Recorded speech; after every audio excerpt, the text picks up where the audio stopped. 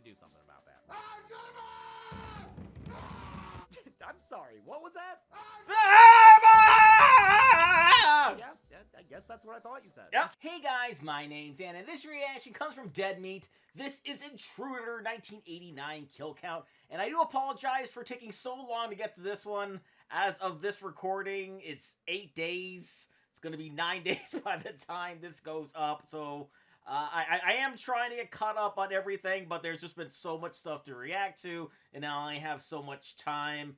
And I did have time, though, to watch this movie, and it was a very interesting experience. I can't wait to hear how it was made, hear what James has to say about it, and then I'll give my overall opinion at the very end of this. But before we get into it, though, please check all those links I got for you down in the description below. More specifically, the Dead Meat link, if you haven't already. It's a great way to support the entire Dead Meat team, and a great and easy way to support me is to go right below this video and click all those buttons down there.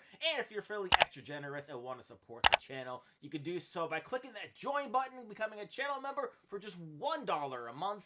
And without any further ado, let's go. Welcome to the Kill Count, where we tally up the victims Ooh, in all our perfect. favorite horror movies and show you how they were made. I'm James A. Janice, and today we're looking at Intruder, a slasher released in 1989.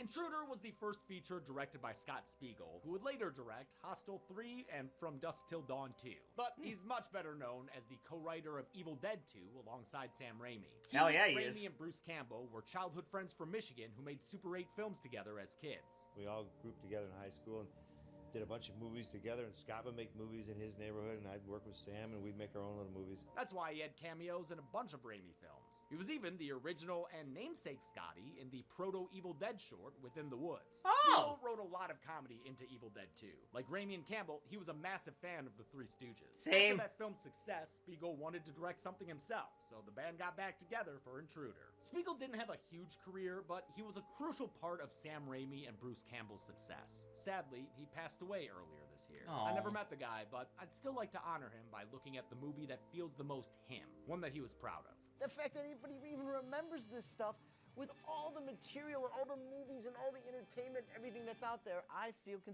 privileged, I'm lucky. Intruder is a straightforward slasher that takes place in a grocery store. I love locked in one location movies, like Yes. The Mist, Your Next, and Green Room. And a grocery store makes for an excellent setting. The kills utilize the space and are absolutely gnarly. Uh-huh. AD going all out for their first credit. It So includes good. an all-timer of a kill, which I know I've said a few times, but I always mean it. You'll see. In fact, you'll see all of it because this episode's uncensored. Fuck it. Sorry if it's age restricted. I know that's annoying with the whole ID thing some places have, but I'm trying to honor a man here. Let's show some respect for this thing. I How many appreciate kills does that. he have on aisle 9? Let's grab a mop and check him out. Yeah, baby. The movie begins at a grocery store. You know the place. Shopping carts, cereal. Mates. Walnut Lake Mates. Market is staffed by youths and patroned by silly little old men like this one. Oh my. Actor Emil Sitka worked with the Three Stooges, actually all 6 of them, as the straight man in almost 40 of their shorts. It must have been a blast for Spiegel to have him on set. I could see Ted that. and Sam and Scott, you know, they do the corniest jokes ever, you know, and you know, at the first you sit there, you go, what, you know, but then you realize it's a Three Stooges moment, you know, I mean, those guys loved all those. As the store reaches closing hours, things start to get ominous. Bad guy ominous.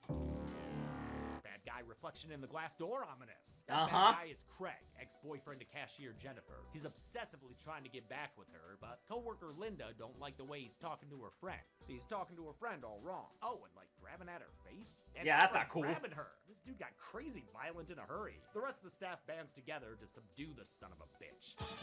Bam! Bam! Yeah, knock his block off! Bam! Yes, these sound effects. Too bad So he's got good. counters and holds off the whole damn payroll until he's able to hit him with a Sam Raimi surprise attack. No, Sam! Run away! Now they've got an angry, violent jerk-off on their hands, and you never want to get that on your hands. They realize they gotta sanitize the store with this threat and set out on a search. Is he there? Or is he up there, Sam? Yep, that's Sam Raimi as Randy the Butcher Boy. 'Twas a lad of but 30 at the time, long before he'd direct the Spider-Man trilogy and movies for Disney and the MCU. Sam's younger brother Ted Raimi. And before he was in, for those of, this is gonna be a deep cut, but, Hercules and Xena. Anybody remember those shows? Anyone? No, just me? Okay, I feel old. plays fellow co-worker Produce Joe. We've seen Ted get smashed by a boxing Wishmaster, and soon you'll see him when Zorn covers the Quarry on Kill Count Games. Hell Ray yeah! and Bruce Campbell went to college after high school until they dropped out to make The Evil Dead. During all that, Spiegel had to stay home in Birmingham, Michigan to help support his family by working at a grocery store. His time at Walnut Lake Market inspired him to make Night Crew in 1979, a 6-minute Super 8 short that would become Intruder a decade later. In fact, Intruder's original title was Night Crew. The short has since been lost to time, and only these outtakes are available to see what it looked like. When it came time to shoot the feature, they filmed at a grocery store in Bell, California, and made the movie for $130,000. Wow. A few $1,000 were given to the store's manager to let them shoot there while the owner was out of town. Another $1,000 went to 10 tons of spoiled and faulty food to stock the store's empty shelves with. Everyone does a piss-poor job finding Craig, because he sneaks up on Jennifer as she's calling the police. He tells her he wants to hear the loudest coins in the world. Oh, there they are. Like a damn construction site in that car. Come on, dude, let her go. She jingled the coins for you. Thankfully, he's stopped by the employees again, and they kick him out. Wait, why'd we have that whole first fight and search party thing? It was pointless. It didn't even help me learn who the characters are, really. It's just like Brunette Guy 1, Brunette Guy 2, Sam Raimi, Ted Raimi, and tall stoner guy named Bib. Or, wait, his name is Bub? Oh, well, I'm keeping the joke. I only know Linda, because that's Renee Estevez, star of Sleepaway Camp 2 on Happy Campers. The store's owners, Danny and Bill, gather up the employees. To make this night even more awesome, they tell them they're out of a job, since they're selling the store to the city to be demolished. Everybody's despondent about losing their job, which, yeah, I know sucks, but they're treating it like a career they've had for decades and built families off of.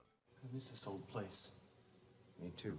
Heartless owner Danny is the one forcing the sale with his majority share. Other owner Bill is heartbroken since he's worked there forever and is closer to the employees. He even regales them with a story from his time as a volunteer firefighter. He once tended to an accident with his buddy Parker where the victim lost their head. Parker found it. And here comes fucking Parker.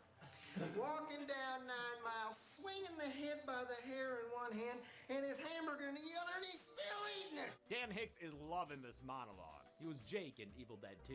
Also had a small part in Wishmaster. Even though their jobs won't exist soon, the owners make them stay late to mark everything down for clearance. Jennifer tells Linda about Craig. Turns out he wasn't even really her boyfriend. A year ago, she went on a few dates with him, but during one, he got in a fight and killed a guy. Damn, Whoa. in front of her? He went to prison, but now he's back. They're gonna be in trouble. Hey nah. Everyone gets back to work marking down prices and huffing bread. Maybe that's why y'all got bloody noses, which are bleeding red paint. The cops finally show up to ask, what's going on here? But say they can't do anything other than offer future help. Here's my card.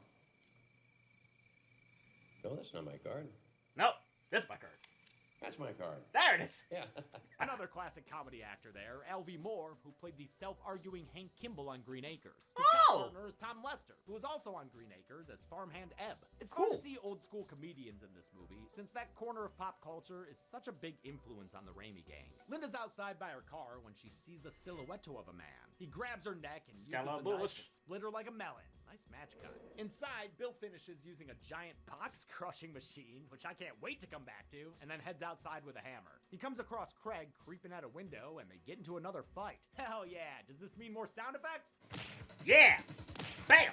Awesome. Hell Then yeah. Craig rings Bill's bell and knocks him out. Inside the office, heartless co-owner Danny gets attacked by someone who strangles him with their bare hands. Oh, He no. pushes his head towards a note spindle and stabs it in through the eye. Oh, I gnarly. love his twitchy body hitting the keyboard, and his blood dripping onto the light bulb to turn the room red. A lot of this movie is pretty amateur, like the acting and some standard shots in Fair. terms of framing and focus, but Spiegel had a really fun creative flair. Scott does like wastebasket POVs and, you know, mouth POVs, any kind of point of view shot he can do. Phone cord POVs, I mean, anything. Scott had probably the most ridiculous shots I've ever seen. They're interesting to explore, True. even if they're not always great. Like what are we doing here? We're inside the phone? Yep. Yeah, okay. But even though he was more of a technical director than an actor's one, Spiegel kept a relaxed and collaborative set, encouraging his cast to improvise. Produce Joe is chopping vegetables and listening to his favorite tune. This little fucking jingle is on repeat, man, blasting through Joe's headphones in every one of his scenes. It's a jam. His chopping technique's a little heavy-handed there, especially when it's done to the back of his head by the Oh, I love the no! quick shadow shot, the way the headphones fall apart after being split in half, and the ironic sign as his body drops. He's dragged away and his music slows down like the battery drain. That's a Oh, shit, dude. Was In a Violent Nature referencing this scene? maybe.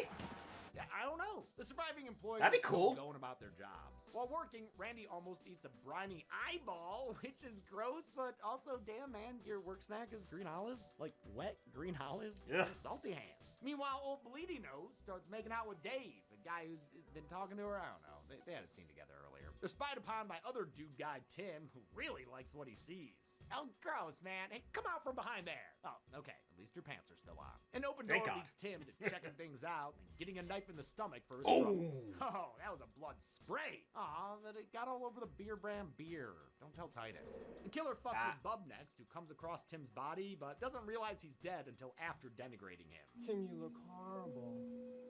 Anal itch got you down? The killer grabs Bub by his Goldilocks and pulls him behind the cans. Friggin' Muscles McGee fireman carries Bub to that. Oh shit, motherfucker, yeah, Bub! Oh, yeah! Oh, I've been waiting for this. Yeah, keep screaming, Bub. It won't stop you from getting your head crushed. Bye-bye, Bub! There it is. Bye-bye! Oh, man, that was a good. Oh, and a final spell. Oh, it's so good. Thanks, Intruder. You really shouldn't have. Intruder's incredible effects were done by K&B. Spiegel met Kurtzman, Nicotero, and Berger during Evil Dead 2, where they did special effects under Mark Shostrom. The three of them had just founded their own company, which would go on to be legendary. I Hell can't yeah. name how many kill counts K&B Effects has been mentioned. So many, But dude. even though they had worked on a ton of movies prior to this as individuals, they had a hard time getting hired as a brand new company. Intruder became the first film on K&B's resume, and they basically did the labor for free as a favor to Spiegel, as long as he paid for the materials. And the blade's gonna go right like that. Blood everywhere. Their work was featured in Fangoria before the movie's release, so horror freaks had expectations going in. Unfortunately, Intruder was financed by Charles Band at Empire Pictures right as that Full Moon precursor was going bankrupt. It got sold to Paramount, who killed its theatrical release and cut out all the gore so the VHS would get an R rating from the MPAA. And they Lame. cut out a ton, like 5 whole minutes. At one point, I guess it was almost nonsensical because you didn't know what happened to these characters.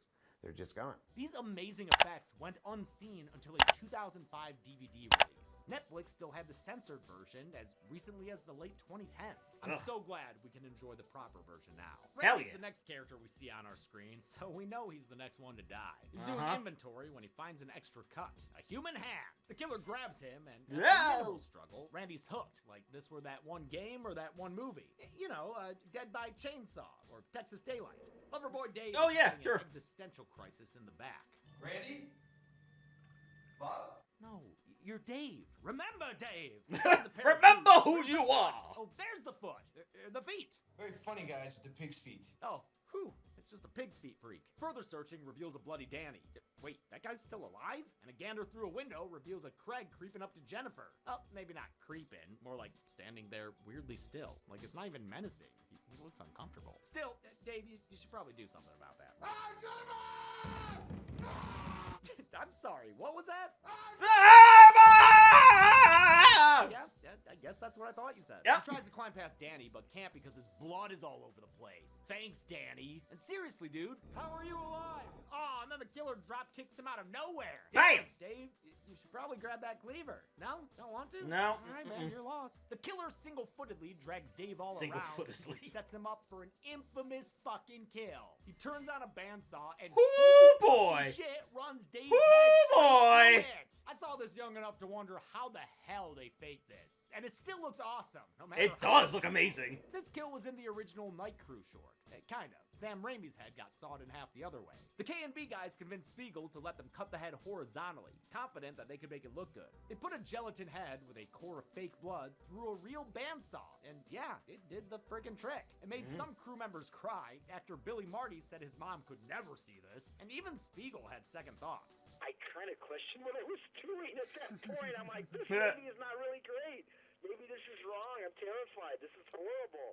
Nah, man, it was awesome. No, It it's was hard to amazing, yeah. realize we're an hour into this movie and that everyone else is nowhere to be found. I probably should have paid better attention to your surroundings, Jen. Maybe then you wouldn't be all alone in this place with giant hands and lobsters. Hands. Jen, ah! Ah. She or steps on most of the body parts lying around until she runs into Randy hanging around. Oh, damn, dude. Still Hey, trippy? Randy. Okay, time to get this final girl circuit underway. First, she tries hiding near someone's lower half and or the killer from Slacks. Then she fends off the killer's hand with a door and a hook. And a Sam. Sorry, Sam. I don't think she's accomplishing much here. Must No. be why she says fuck it and runs, sliding down a little chute and into Tim's 2 halves, since he's on sale. Get it? She also sees Bub's crushed nubs and produce Joe's body on the conveyor belt. Huh, Joe's not cut up at all. Oh, never mind. Oh, there it is. Finally, she sees Dave's head post-date with a bandsaw, and it is a gnarly sight. Wow, this video is so gory. Hope y'all are having fun. When I Jennifer am. finally runs into Craig, she sticks that meat hook in his neck. Nice, Jen, you got him. You survived the night. And you know what? I don't want to speak too soon, but I think you're all alone now. I think we're alone. Spoke too soon. Sorry. From the empty aisles emerges Bill. And shit, he's even got some swag. Maybe that's why Jennifer flees into his arms and misses when Craig comes to. But Craig's not the one to worry about her. No, wait, fuck that. Dude's still an abusive Yeah, freak. he's But still Craig's a not dick. the only one to worry about, turns out. Old Billy Boy's the killy boy, which means Sure he wants is. her down. Or at least his stunt double is. Wait, zoom in. That guy doesn't even have a mustache. Bill catches up to Jennifer and snatches some hair as he explains his motive. He meant to just kill Danny for selling the store, but things escalated from there. I guess I just got a little carried away. She fights back with a bottle. A plastic bottle. Yep. Okay, never mind. No, not a plastic bottle at all. Whatever. Run away. Hey, stop breaking bottles, you two. You're in Michigan. Those are worth 10 cents a piece. Wait, True. I've never seen a final girl circuit where the final girl hides herself in a makeshift little fort. I want to go to there. That place looks cozy as hell. But Bill transforms into Zordon to find out where she is Zordon. and starts hacking away at her with the cleaver. Come on, Bill. The popcorn didn't do anything. He briefly catches her in the cereal aisle, but this jerk is weak to wheat germ. Jennifer gets to the front door and sees a potential savior, only for this delivery guy to spit out blood thanks to a stab in the back from Bill. He's so blasé about it, too. Jennifer hears a noise and yells out, "Who's there?" Who's there? Girl, you've been running this circuit for like half an hour. Who the fuck you think is there? No, it ain't Danny, although thank fucking God we can finally put him on the kill count since crazy-ass Bill is doing an ice cream man thing with his head. But that's not Grenadine. The decapitation gag gives him the chance to make a callback, too. Here comes fucking Parker, walking down 9 miles, swinging a goddamn head by the hair in That one hand, foreshadowing, though. and his sandwich in the other.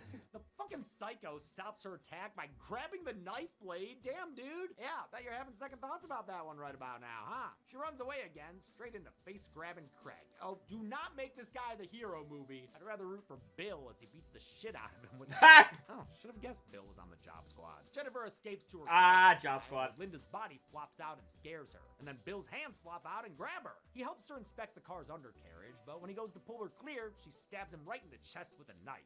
Where'd you get the knife? It ain't important where it come from, it's where did it go. She calls the police again, hoping they'll do better this time around, especially because Bill's still kicking. Dude attacks her in the phone booth and even pushes it over. Holy shit. Yep. That was a rough stunt for Jennifer's actress Elizabeth Cox, who was dating producer Lawrence Bender at the time. But Spiegel said he cast her because of her scream. She actually took the Scream Queen job seriously, writing down different kinds of screams to keep them buried. So number 2 was the whistle scream. That's like, Yeah, she nailed it. then we had the tarantula scream. Now, I hate spiders, so it's like, Oh. I think that's awesome prep work for a final girl. Sure He's is. still at it when Craig reappears Respect. and hacks at him with a cleaver. Gives him a Jason hand and everything. Then he keeps whacking, even when it's clearly a prop that's not really, doing anything. Craig's still holding the cleaver when the police arrive. All right, freeze! Oh, you goddamn right. He's here in the chin. It's Bruce freaking Campbell. Hell yeah, it Show is. up in a movie by this crew, even if it's just for a quick cameo. Didn't stop them from using his name to market the movie, though. Oh, and what's with the VHS cover? It gives away who the killer is. Bruce's fellow cop is this movie's producer, Lawrence Bender. This was Bender's first film. Spiegel would later introduce him to Quentin Tarantino, which led to Bender producing Reservoir Dogs. No He went on way! to produce Tarantino's next 5 films, and From Dusk Till Dawn, and a ton of other Oscar-nominated... Hell and yeah, winning dude. films. I'm guessing he's why a few actors from Intruder cameo in Tarantino movies. Bub's actor Burr Steers was Flock of Seagulls in Pulp Fiction, and Tim's actor Craig Stark was in a few of his later films. A still-living Bill croaks to the cops that Jennifer and Craig killed everyone in the store. We didn't do it! Ow! Damn, Bender with the brutality. Look at what you've done, Bill, you little scamp. The movie ends with the cops starting to make an arrest, and Jennifer screams sucking the camera into her mouth. Whoa! Yeah. How many kills did I find scanning the runtime of Intruder? Let's find out and get to the numbers. That reminds me of this one time I was about to go film in the numbers void. Yeah. And here comes fucking Zorin walking through the set, swinging a crepe by the hair in one hand and a Happy Hills hammy in the other, and he's still eating it. Oh, perfect. Love it. 8 people died in Intruder, the victims consisting of 7 men and 1 woman. That gives us this pie chart, which is available in the bakery aisle. We've seen this counted breakdown twice before, in Spiral from the Book of Saw and Tremors 5 Bloodlines. And with a runtime of 88 minutes, Intruder had a kill on average every 11 minutes even. I'll give the Golden Chainsaw for coolest kill to Dave. I think it's an all-timer, but what's funny about this movie is I wouldn't disagree if you had a different pick. Lots of great gore in this. Yeah, It is facts. shockingly high quality in terms of both effects and creativity. And I'm actually not going to give out a dull machete for lamest kill. Even Linda's bloodless murder has that fun melon match cut. No points docked here. And that's it. Intruder came out in 1989, sadly direct to video and cut down for an R rating. Thankfully, the version Spiegel wanted us to see eventually made it to DVD. We have a very special episode for you next week. Please make sure you tune in. Although I if you're will. watching the Intruder kill count, I'm sure you were going to anyway. Until then, I'm James H. Denise. This has been the Kill Count. On the next Kill Count. On April 7th, 2017, the world was hit by the premiere of An Dead Idiot in a Meat. Yellow V-Neck. Welcome to the Kill Count, where we tally up the victims in all our favorite horror movies. Now, 8.5 years and 499 episodes later, we've seen 5 different sets, 3 different hosts, a whole slew of special guests, and many, many, many, many kills. Please give us a number. We've counted zombies, vampires, werewolves, and robots. Killer dolls, killer dogs, killer clowns, and killer killers. We've even counted a big old shark and a stuffed dinosaur. But there's one group of victims we haven't counted yet. Us. Oh. That's right. It's time to kill count the kill count. Oh, that's awesome. This week, help us celebrate 500 episodes of the Kill Count by taking a walk down Murder Memory Lane. And it'll be a long walk, too, Richard Bachman style. Because don't forget, we've got to show you how it was made. That means a comprehensive history of the show and Dead Oh, I love it. And on Friday, come tally up the victims in your favorite horror YouTube show, The Kill Count, only on Dead Meat. As per usual, a whole bunch of dead dudes.